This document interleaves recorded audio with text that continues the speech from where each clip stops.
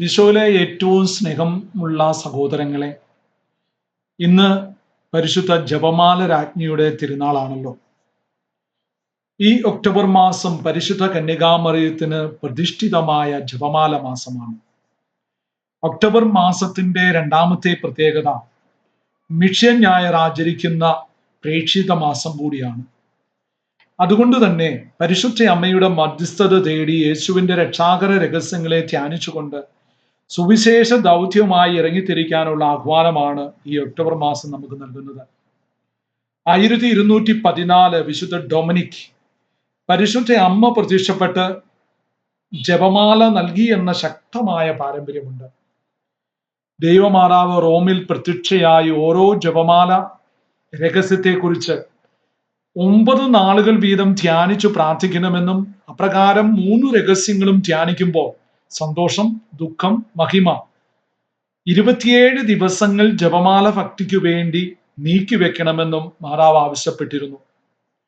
1569 5 Pius മാർപ്പാപ്പയാണ് പരിശുദ്ധ മറിയത്തെ ജപമാല രാജ്ഞിയായി വിശേഷിപ്പിച്ചുകൊണ്ട് ജപമാല റാണിയുടെ തിരുനാൾ ആരാധനാ വത്സരത്തിൽ ഉൾപ്പെടുത്തിയത്. എന്നാൽ ജപമാല ഭക്തിയുടെ ആരംഭകൻ 1140 ദിവംഗതനായ വിശുദ്ധ ആൽബർട്ട് ആയിരുന്നു എന്ന മറ്റൊരു പാരമ്പര്യം നിലവിലുണ്ട്. വിശുദ്ധ ആലൻ ഓഫ് റോക്ക് ആണ് ജപമാല പ്രാർത്ഥനയിൽ 15 രഹസ്യങ്ങൾ ചേർത്ത് അതിനെ 153 മണി ജപമാലയായി അവതരിപ്പിച്ചത്. ജപമാല പ്രാർത്ഥനയിൽ 2 കൂട്ടിച്ചേർക്കലുകൾ ഉണ്ടായിട്ടുണ്ട്. ഒന്നാമത്തെ കൂട്ടിച്ചേർക്കൽ 20-ാം നൂറ്റാണ്ടിൽ ഫാത്തിമയിലെ പ്രത്യക്ഷ വേളയിൽ മാതാവ് പഠിപ്പിച്ച പ്രാർത്ഥന ഓ എന്റെ ഈശോയെ ജപമാലയുടെ ഓരോ ദശകങ്ങൾക്ക് ശേഷവും ചൊല്ലുന്ന പതിവ് ആരംഭിച്ചു.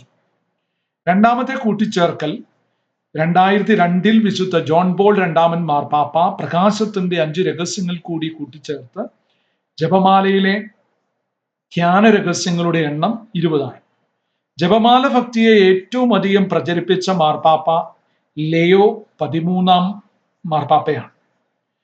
ജപമാലയെക്കുറിച്ച് 12 ചാക്രിക ലേഖനങ്ങളും 5 അപ്പസ്തോലിക ലേഖനങ്ങളും അദ്ദേഹം പുറപ്പെടുവിച്ചു. ഈ മാർപ്പാപ്പ ജപമാലയുടെ പാപ്പ എന്ന പേരിലാണ് അറിയപ്പെടുന്നത്. ലുത്തീനിയയിൽ പരിശുദ്ധ ജപമാല രാജ്ഞി എന്ന വിശേഷണം കൂട്ടിച്ചേർത്തതും ഈ മാർപ്പാപ്പയാണ്. മറിയം വഴി ക്രിസ്തുവിലേക്ക് എന്ന ആപ്തവാക്യത്തിന്റെ ഉപജ്ഞാതാവും ഈ പാപ്പയാണ്. കത്തോലിക്ക ഭവനങ്ങളിൽ നിത്യവും ചൊല്ലേണ്ട ഏറ്റവും അനുഗുണമായ കുടുംബ പ്രാർത്ഥനയായി ജപമാലയെ വിശുദ്ധീകരിച്ചത് 12-ാം പിയൂസ് മാർപ്പാപ്പയാണ്. സന്യാസ ഭവനങ്ങളിൽ 50 സങ്കീർത്തനങ്ങൾ വീതം 3 നേരം ചൊല്ലി 150 സങ്കീർത്തനങ്ങൾ നിത്യവും പ്രാർത്ഥിക്കുന്ന പതിവ് നിലവിലുണ്ടായിരുന്നു. ഈ പാരമ്പര്യത്തിൽ നിന്നാണ് 50 നന്മ നിറഞ്ഞ മറിയം 3 തവണ സന്തോഷം, ദുഃഖം, മഹിമ എന്നീ രഹസ്യങ്ങളിൽ ചൊല്ലുന്ന 153 മണി ജപം നിലവിൽ വന്നത്. 15 അനുഗ്രഹങ്ങൾ വിശുദ്ധ ഡൊമിനിക് തന്റെ സ്വകാര്യ വെളിപ്പെടുത്തിൽ നിന്ന് രേഖപ്പെടുത്തുന്നുണ്ട്. എന്നും ജപമാല ചൊല്ലി പ്രാർത്ഥിച്ചാൽ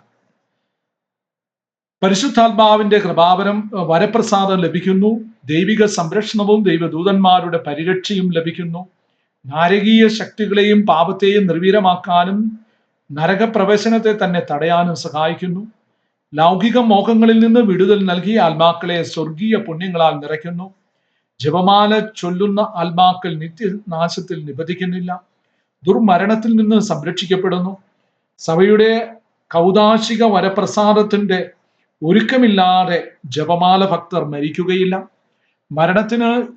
മരണനിമിഷം മുതൽ സ്വർഗവാസികളോടൊത്ത് ദൈവസ്തുതി അർപ്പിക്കാൻ അർഹരാകുന്നു, ശുദ്ധീകരണ സ്ഥലത്തെ പീഡകളിൽ നിന്ന് രക്ഷിക്കപ്പെടുന്നു, സ്വർഗത്തിലെ മഹത്വത്തിന്റെ ശ്രേണിയിൽ ഏറ്റവും ഉന്നതമായ സ്ഥാനം ജപമാല ഭക്തർക്ക് ലഭിക്കുന്നു, ജപമാലയിൽ നിയോഗമായി സമർപ്പിക്കുന്ന യാചനകൾ പരിശുദ്ധ മറിയത്തിന്റെ മധ്യസ്ഥതയിൽ ദൈവം ഏറ്റവും വേഗത്തിൽ നിറവേറ്റുന്നു, ജപമാല ഭക്തി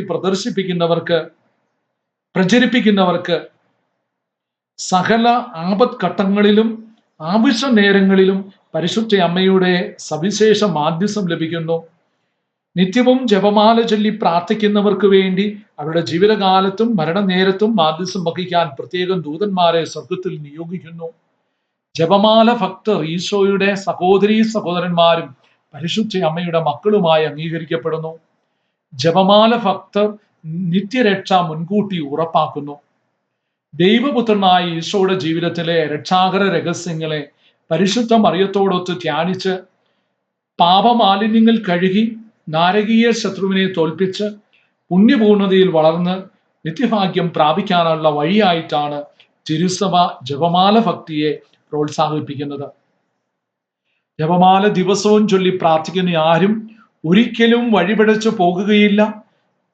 എൻ്റെ ഹൃദയ രക്തം കൊണ്ട് ഒപ്പിടാൻ ഞാൻ ആഗ്രഹിക്കുന്ന പ്രമാണമാണെന്ന് വിശുദ്ധ ലൂയി ഡി മോൺഫോർഡ് പറഞ്ഞു വെക്കുന്നു. അനുദിനം ജപമാല ചൊല്ലി പ്രാർത്ഥിക്കുന്നവരുടെ ജീവിതത്തിൽ സംഭവിക്കുന്ന അത്ഭുതങ്ങൾ നിങ്ങൾ അറിഞ്ഞാൽ ഇന്ന് തന്നെ പരിശുദ്ധ കന്യകാമറിയത്തെയും ജപമാലയും നിങ്ങളുടെ സന്തത സഹചാരികളാക്കും. എന്നും ജപമാല ചൊല്ലി നമ്മൾ പ്രാർത്ഥിച്ചാൽ നമ്മൾ നിസ്വാർത്ഥരാകും, കൂടുതൽ അച്ചടക്കമുള്ളവരാകും, കൂടുതൽ ഉൾക്കാഴ്ചകൾ ലഭിക്കും, കൂടുതൽ ധൈര്യം ലഭിക്കും, ജീവിതം ശാന്തമായി മുന്നോട്ട് നീങ്ങും, പ്രലോഭന സമയങ്ങളിൽ പുതിയ അവബോധം ലഭിക്കും, ലളിത ജീവിതം നയിക്കാനായിട്ട് സാധിക്കും.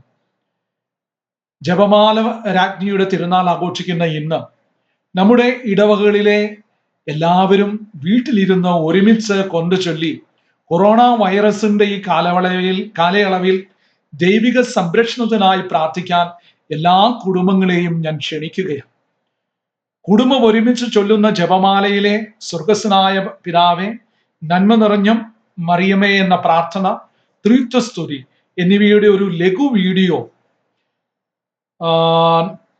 നമ്മുടെ Saint Alphonsa Kalewadi family rosary എന്ന പേരിൽ നമ്മുടെ വാട്സപ്പ് ഗ്രൂപ്പുകളിലും സാമൂഹ്യ മാധ്യമങ്ങളിലും പങ്കുവെക്കുവാനായിട്ട് എല്ലാവരും ശ്രദ്ധിക്കാനായിട്ട് ഞാൻ ഒരിക്കൽ കൂടി ഓർമ്മപ്പെടുത്തുന്നു. ഇന്നത്തെ ദിവസം ജപമാല രാജ്ഞിയുടെ സ്വർഗീയ മധ്യസ്ഥം അപേക്ഷിച്ച് നമുക്ക് പ്രാർത്ഥിക്കാം. ജപമാല രാജ്ഞി നമ്മളെ എല്ലാവരെയും അനുഗ്രഹിക്കട്ടെ എന്ന് പ്രത്യേകം പ്രാർത്ഥിക്കുന്നു. നിത്യപിതാവും പുത്രനും പരിശുദ്ധാത്മാവുമായ സർവേശ്വര എന്നേക്കും ആമേൻ.